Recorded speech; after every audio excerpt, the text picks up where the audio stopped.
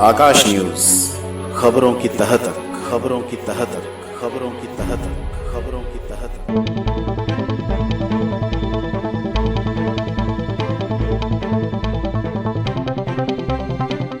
आर्यन खोसला 12वीं कक्षा में बने सेकंड टॉपर। स्कूल, माँ बाप व क्षेत्र का नाम किया रोशन। पत्रकारिता का सपना लिए आगे की राह पर बढ़े आर्यन खोसला। ये कांस्टेंट है तो पढ़ाई भी इसमें ज़्यादा थी, तो बस पूरे साल ही पढ़ाई करी। पेरेंट्स का बहुत ज़्यादा सपोर्ट मिला और बस आज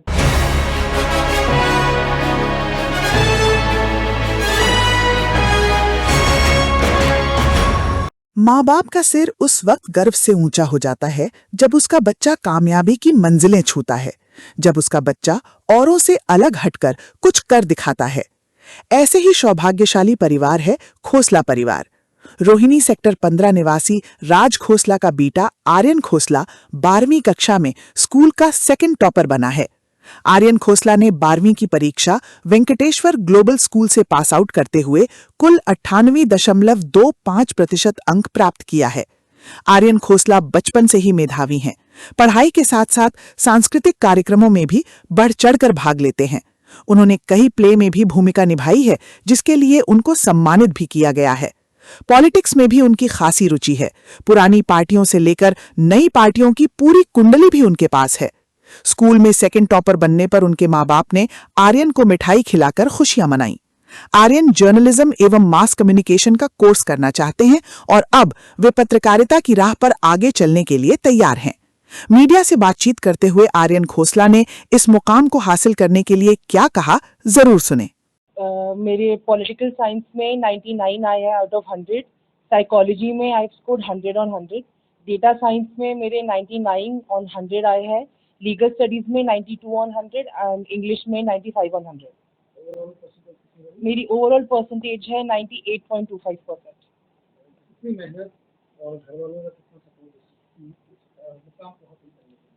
घर वालों ने तो बहुत ज़्यादा सपोर्ट किया है।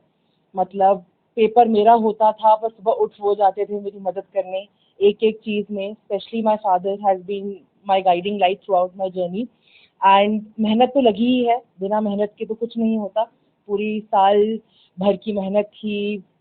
और ह्यूमैनिटीज़ के सब्जेक्ट भी, जैसे कि पॉलिटिकल साइंस के बारे में अगर बात करूं, एवर इवॉल्विंग है, ये कांस्टेंट है तो पढ़ाई भी इसमें ज़्यादा थी, तो बस पूरे साल ही पढ़ाई करी। पेरेंट्स का बहुत ज़्यादा सपोर्ट मिला और बस आज। स्कूल कौन सा है और कहाँ पे है? ठीक है, मैं वेंकटेश्वर ग्लोबल स्कूल रोहिणी का स्टूडेंट हूँ। सेक्टर 13 में ये स्कूल सिचुएटेड है एंड स्कूल का भी सपोर्ट था ऑल ओवर द ईयर। मैं को करिकुलर एक्टिविटीज़ में I have been the head boy of the school as well. तो मैं बहुत ज़्यादा पूरा साल बिजी था को करिकुलर एक्टिविटीज़ में, ड्रामेटिक्स में। तो उसके साथ स्कूल ने क्लासेस के साथ बहुत ज़्यादा मेरी मदद करी। इधर it be academic support classes, remedial classes. जो पास आउट किया है कौन सा क्लास है? क्लास 12th में था मैं। आगे I want to pursue journalism. मैं जर्नलिज्म में आगे कुछ काम करना चाहता हूँ। स्पेसिफिकली बताऊँ तो पॉलिटिकल जर्नलिज्म मेरा एक वो है, रहने वाला है एम। अच्छा, आपने अभी बताया कि जो उसमें भी आप काफी एक्टिव थे। कई बार ये बोलते हैं बच्चे की पढ़ाई के बीच में ऐसी एक्टिविटी पढ़ाई को डिस्टर्ब करती है, लेकिन कई लोगों का यही मानना है कि अगर इस तरीके की एक्टिविटी में बच्चे एक्टिव है तो उनका मेंटल ग्रोथ। आपका क्या? देखिए, ये डिपेंड करता है बच्चे पर। अगर मैं अपना उदाहरण लूँ तो मैंने नाटकों में बहुत ज़्यादा हिस्सा लिया है, ड्रामा में बहुत ज़्यादा।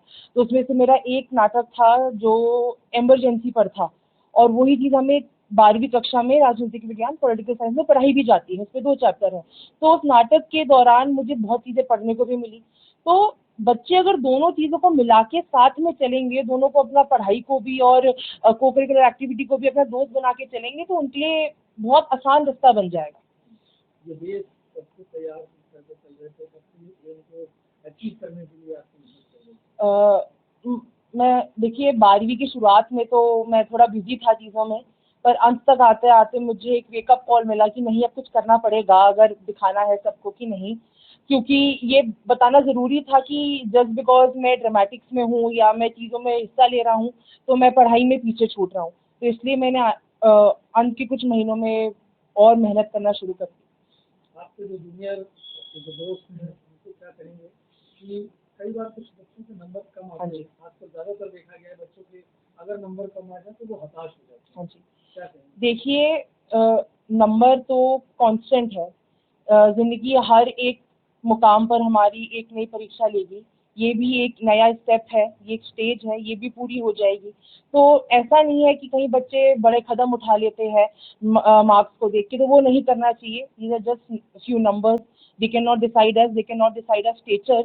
बट मैं इतना ही कहना चाहूँगा कि कॉन्फिडेंस, अपने में विश्वास रखिए। बच्चे अपने अपने विश्वास नहीं रखते, इसलिए कहीं ना कहीं वो हार ही जाते हैं या हार मान जाते हैं। तो हार नहीं माननी, तो ये चीज़ मैं बोलना चाहूँगा।